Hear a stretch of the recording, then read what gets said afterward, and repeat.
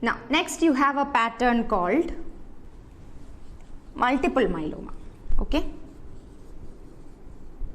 Multiple myeloma. What is a condition? It is a malignant condition of your plasma cells. Plasma cells become malignant. They produce immunoglobulins in very high amount. Only one type of immunoglobulin, that is monoclonal. One particular type of immunoglobulin is increased in concentration. Increased immunoglobulins. One particular type of immunoglobulin is increased in amount. So what happens? In chronic infections, we learned that all the immunoglobulins are increasing in concentration.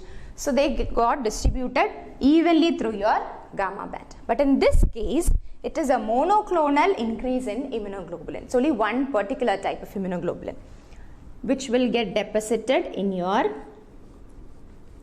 gamma band in only one particular region. Okay, it is called as an M band or spike of immunoglobulins seen in the gamma region.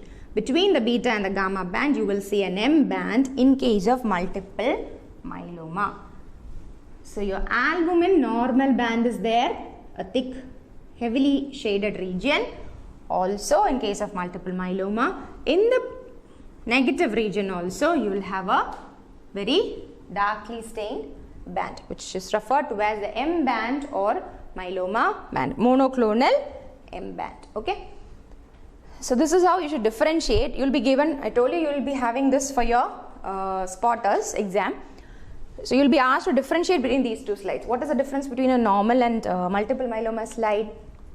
Normal slide, you have only one thick band, that is your albumin at the positive electrode.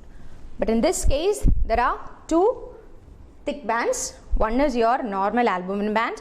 Here the abnormal band with the negative electrode in the gamma region, it's the M band, which appears in case of multiple myeloma.